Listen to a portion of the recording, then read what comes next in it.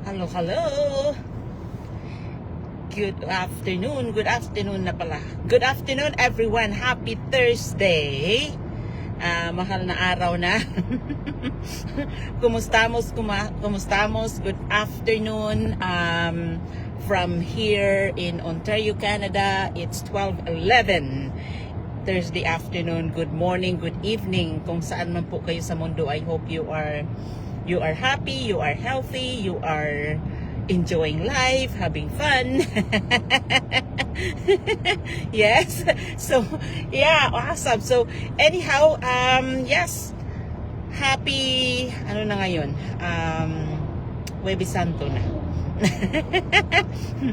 Malapit na Good Friday. Sa Pilipinas, Good Friday, madaling araw na. Yeah. So, anyhow, pauwi pa lang ako.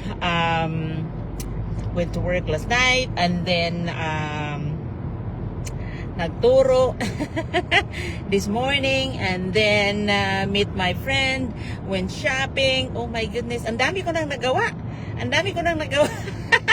Kalahati pa lang araw. Yes. Kahit kulang sa tulog is ano pa rin, very strong pa rin. So okay lang yan. ayos lang yan. Yeah, so anyhow, yeah, so I just wanted to pop in. So kagabi nilagay ko po diyan sa aking caption is there's no perfect time at all. You just have to start. Inspired lang ako dahil kagabi on the way to work, kasi I work overnight last night. So on the way to work, I was listening to this podcast. And that's what I like to do when I'm driving, because I of course my drive is 30 minutes actually pa uwi, and then especially pagkagabi is talagang walang traffic, and excuse me, I try to listen to anything that can motivate me, and it's either inspirational, it's either biblical. Thank you, Angelina. Thank you for watching. Happy Thursday kung saan man po kayo. Thank you for tuning in. Yeah, so I like to listen those kind of things, like ayoko makinig ng mga balita, or okay lang kung balita is positive, but kung ang balita naman is nakaka-stress lang, ayoko. Ayokong pakinggan. I'd rather listen to music or listen to podcast, any inspirational video or things na nakakapag-motivate sa akin. Yan ang aking ginagawa habang ako ay nagmamaneho pa uwi or papunta sa work. So yeah, so last night ang aking pinakinggan na motivational speech was regarding like doing something that you really want to do, but then you never take that first step. So yeah, so wala talagang perfect timing. You just have to do it. You just have to start. It doesn't matter kung if you're thinking of starting a business, if you're thinking of applying for a new job, if you're thinking of, like, if you're interested to be promoted, you have to take that first step. Kung gusto mong, halimbawa, nasa gustong-gusto mo talagang ma-promote. How can you be promoted kung hindi ka mag-apply, di ba? Kung hindi ka mag-apply, or kung hindi ka mag-take ng extra step para makita ng boss mo na you are deserving to be promoted. Di ba? Ganon yun. Kasi I've been there. Nung nasa resort ako, hindi ako nag-apply, pero na-promote ako as a supervisor, and then from supervisor, hindi rin ako nag-apply, I was promoted to being a manager. Because you know why? I took like, I always go above and beyond my call of duty. So ganun yun. So in the same way, kung naghahangad ka na mabago ang sitwasyon mo, you don't like your job right now, you're looking for another job, and then you're just kind of wishing and thinking na, maghahanap ako ng ibang trabaho, but then, you never took that step na mag-apply sa iba or never upgraded your resume or whatever. So it's the same thing. How can your situation, how can you move to another position if you have never applied? Diba? So, ganun lang din yun. Now, when it comes to business naman, Raisa, thank you for watching. Raisa May, thank you. When it comes to starting a business naman, so let's say if you're really tired of having multiple jobs and, LB, thank you for watching, ladies. Thank you, guys. Thank you for watching. I appreciate you guys tuning in. And I appreciate you na sinasamahan nyo ako habang nagmamaniho. Yeah. So, in the same way na, if you're really tired of having multiple jobs and you think that ganun pa rin ang buhay mo, wala namang asenso, patong-patong na ang trabaho mo, halos wala ka ng pahinga, wala ka ng time sa sarili, pati sa pamilya, napapagod ka na, you're wishing na makakita ka ng ibang paraan kung paano kumita para makahinga ka, makaluwag sa buhay, you know, but nakakita ka ng mga ad na katulad sa ginagawa namin na nasa social media, katulad nito, nakakita ka naman ganun, pero ang pinapairal mo is ang takot mo. Instead na magkaroon ka ng lakas ng loob, maniwala ka sa sarili mo na kaya mo, 'di ba? Kasi doon 'yun mag-uumpisa, like everything kung ano yung pinapaniwalaan natin, kung ano yung nasa utak natin, it will turn out to be like that. So kung ang pinapairal mo is ayoko niyan, scam yan, without even checking out kung talagang without checking out the facts kung ano talaga yon, nag-assume ka lang because I don't blame you because there's a lot of people there are a lot of scams online. However, kung talagang naniwala ka sa sarili mo, nagtiwala ka sa sarili mo, you won't hesitate to check it out. Diba? Ganun lang yun. You have, yun kasi yung na-inspired ako dun sa podcast na yun because you have to take that step before you know it. Before you know if it's for you or not. Because in the same way, ganun din yung nangyari sa akin. As I have mentioned multiple times before, 3 beses ko nakita ang business na ito before pa man ako nag-take action na nag-move forward talaga. Okay? So 3 beses ko nakita ito because of course I had a good job. I had a good job. Nakakaraos. Minsan nakakapagpadala sa magulang. However, wala akong ipon. But the fact na wala akong time para sa anak ko, laging ang anak ko ang naiiwan. So I know for myself na may dapat akong babaguhin. So I took that step. Na kahit na hindi ako 100% sure kung ano yung ginagawa, kung ano yun, I just went. I just started. Kasi hindi mo malalaman kung kaya mo, hindi mo malalaman kung para sa iyo unless nakita mo mismo, naranasan mo mismo, na feel mo mismo. Diba? So yeah, so yun yung napanood napakinggan ko kagabi. I was watching it on YouTube. So it was like, you know, just start because in the same way, kung wala tayong uumpisahan, we're wishing, we're hoping na mabago ang sitwasyon natin, we're praying hard, we're believing, but then wala naman tayong inumpisahan. So paano ka, Jessica, thank you for watching, paano ka i-guide, paano i-bless, anong i-bless ni Lord sa iyo kung wala ka namang inumpisahan? Because think about it, hindi kahit anong gawin natin, kahit anong kayod ang gawin natin, kung hindi tayo nagpapasalamat sa lakas natin, hindi tayo nagpapasalamat sa oportunidad, hindi tayo nagpapasalamat na buhay pa tayo, na meron tayong lakas na para kumayod, kahit anong kayod natin, kung hindi yan i-bless ni Lord, ay hikahos pa rin ang buhay. Diba?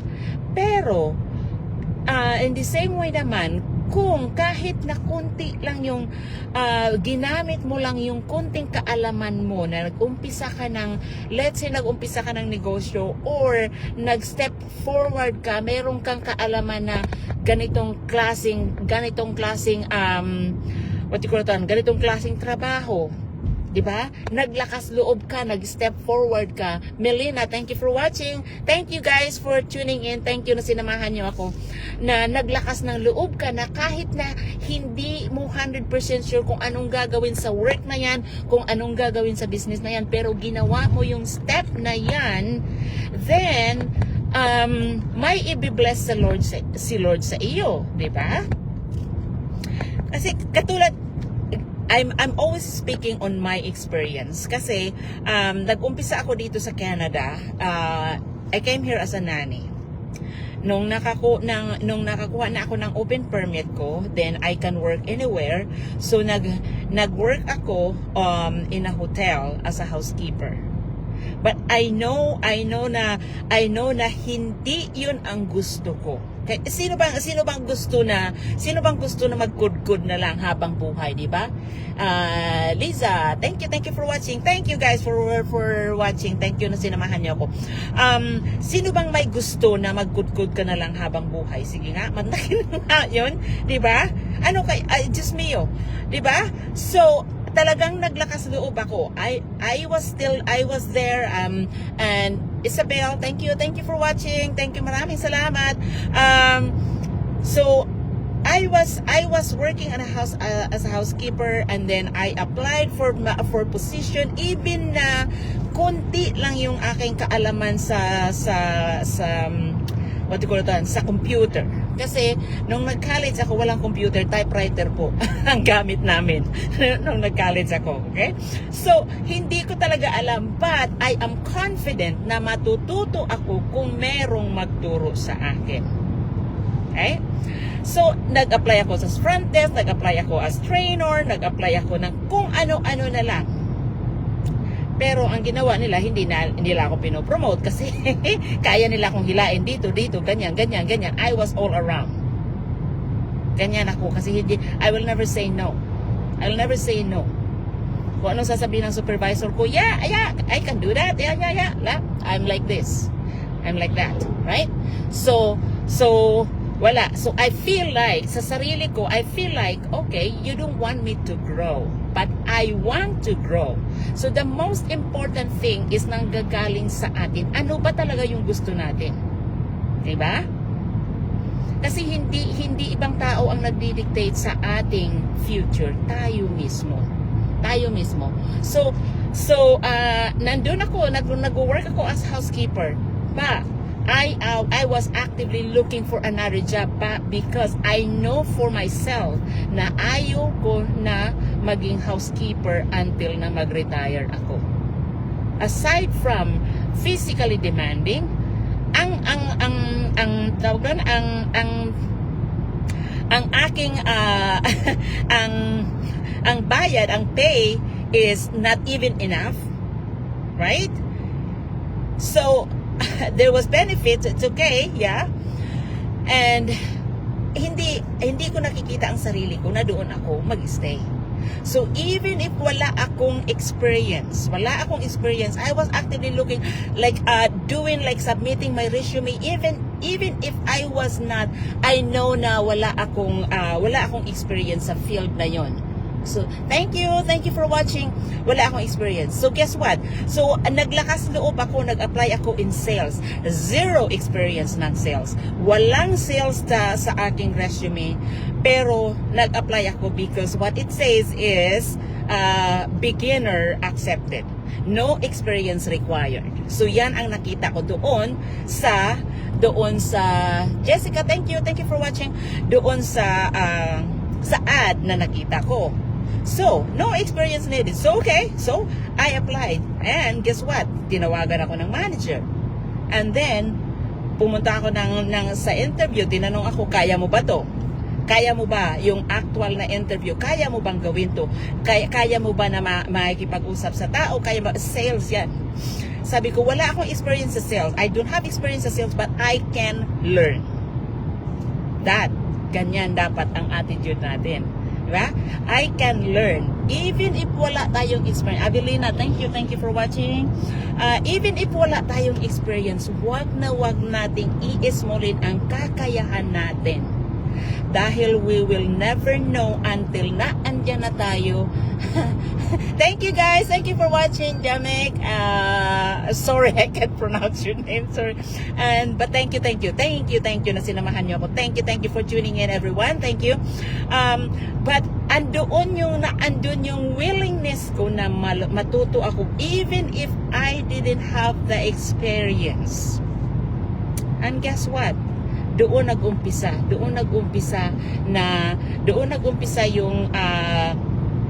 yung confidence ko, na-develop yung confidence ko, na-develop yung pakikisalamuha ako sa tao. Thank you for watching, guys. Na-develop, doon mag-uumpisa yun. So, you just have to take that step even if hindi ka 100% sure kung anong gagawin yun. Ang importante is na andun sa utak mo, nandun sa puso mo na willing ka na matuto. Dahil guess what? Matutunan mo yan. Once you're there, matutunan mo yan. So, kung ang paiirali natin ay takot is walang mangyayari. Diba?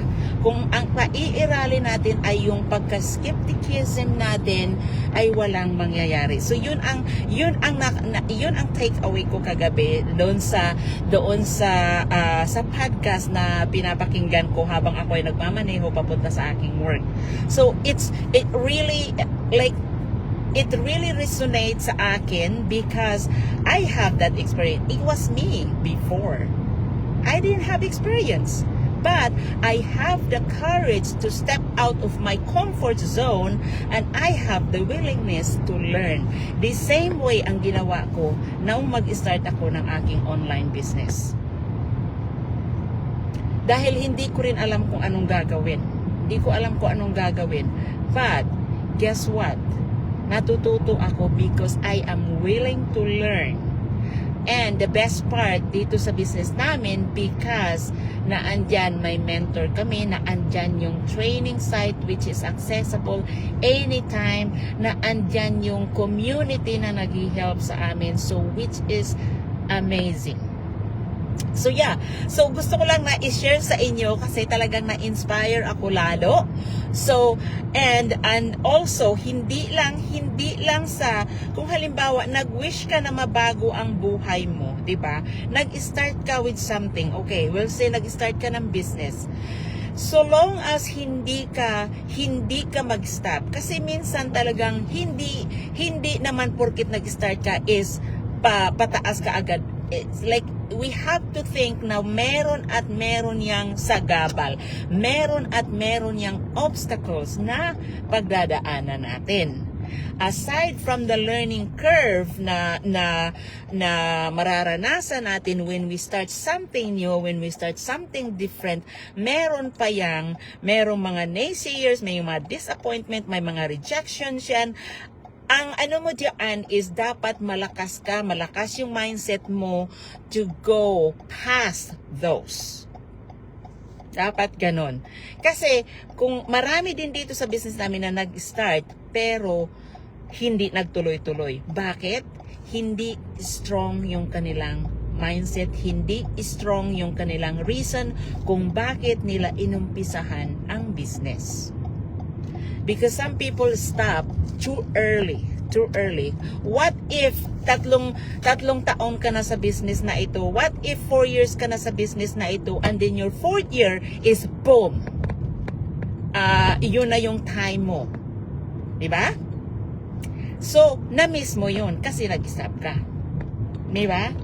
So, take the first step and then get yourself ready, your mindset ready, your willingness to learn and go and never stop. At kung ano yung wini-wish mo, mararating mo yan one day. Because wala sa atin ang timeline ng success natin. Pero naandyan yan, naka-ready na tayo. Meron yan sa atin, meron naka-ready sa atin because tingnan nyo guys, bakit ba merong mga successful na tao at bakit ba merong hindi? Lahat tayo pinanganak na equal. Lahat tayo pinanganak na may talento. Diba? So yung mga successful na tao, iginamit nila ang kanilang blessings na talento nila, in-improve nila yun, may willingness sila na matuto, may patience sila na trabahuin, na magsakripisyo para maging successful. So in the same way, ganun din yung iba na hindi nagsasucceed because tumigil sila, wala silang willingness na matuto, wala silang patience na mag-sacrifice. It's just like a short-term sacrifice for a long-term gain. Yan ang palagi kong tinitingnan. Diba? So, kasi ganun talaga dapat iyon, diba? So, yeah. So, anyhow, I hope na na-inspire kayo guys dun sa sinasabi ko. Malapit na ako sa bahay. Thank you again na sinamahan niyo ako. So, yes, I will touch base with you next time. Talagang gusto ko lang na makapag-inspire kasi na-inspired talaga ako doon sa aking pinapakinggan kagabi. So, I'm just spreading the good news, of course. But, yeah. So, anyhow, I hope na na-inspire kayo doon, and of course feel free to message me if you have any question, and yeah, so reach out kung ano yung gusto natin, gusto nyo na pag-usapan natin. I am open for that. But anyhow, enjoy the rest of your Thursday and your weekend. Thank you again for tuning in. Maraming salamat and God bless.